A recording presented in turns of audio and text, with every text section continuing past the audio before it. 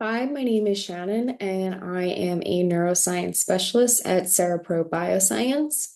Today, I'm going to be talking about glutamate excitotoxicity because there is a growing body of research that highlights excitotoxicity as a key piece in the puzzle of neurodegeneration, including Alzheimer's disease, Parkinson's disease, and multiple sclerosis.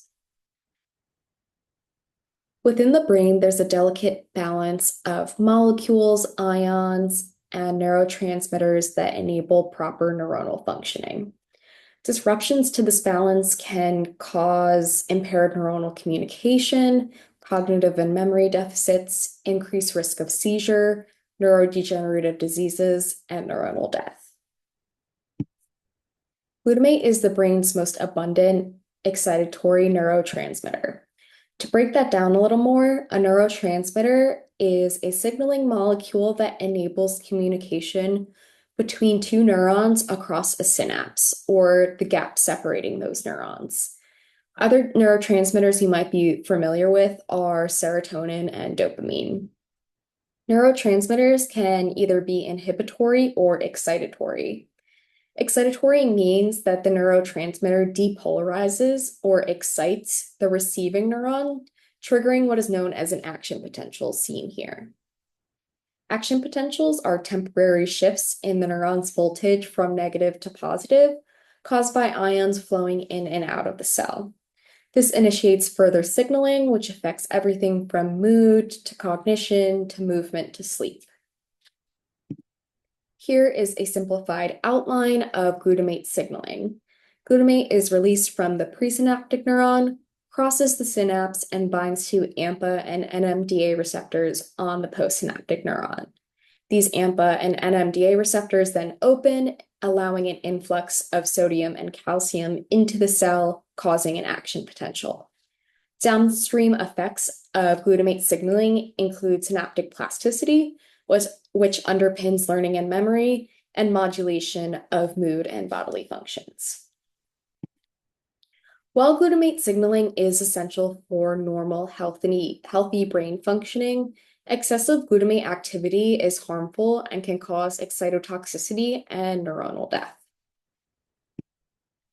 Think of excitotoxicity as similar to an overworked phone that starts to overheat.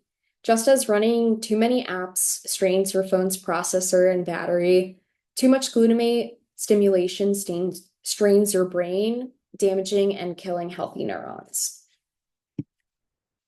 Causes of excessive glutamate in the brain include stroke or brain injury that disrupt the cellular mechanisms that regulate glutamate levels normally, impaired reuptake of glutamate from the synapse, and neurological diseases that alter glutamate signaling, such as amyotrophic lateral sclerosis and Parkinson's disease.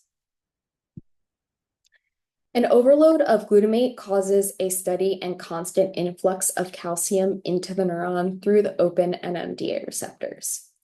This overabundance of calcium damages essential cellular structures such as the membrane and mitochondria, the latter of which results in oxidative stress that further harms the cell. Excessive calcium can also activate enzymes like protein kinase C, which go on to disrupt gene regulation, cytoskeletal stability, and initiate cell death. With age, glutamate signaling overall decreases due to the reduced glutamate pool.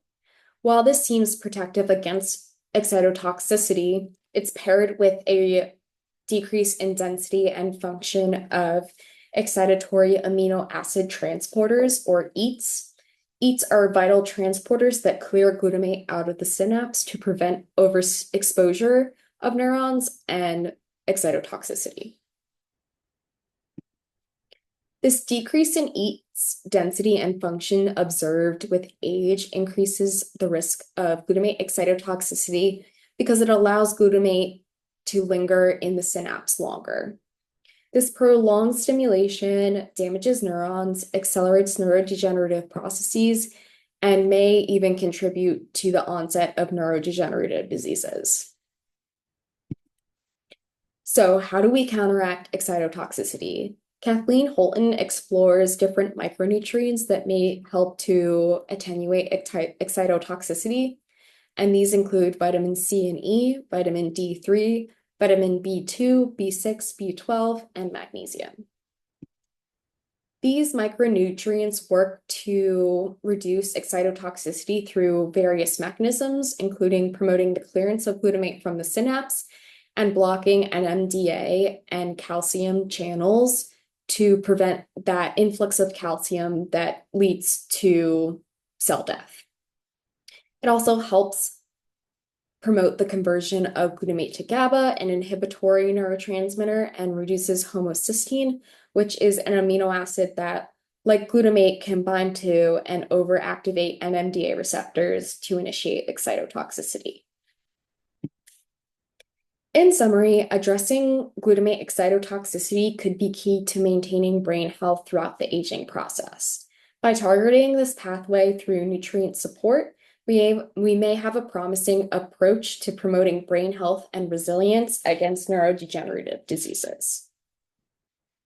Thanks so much for listening. If you have any questions, please send them to info@cereprobio.com and be sure to check out our website, Instagram, and Facebook.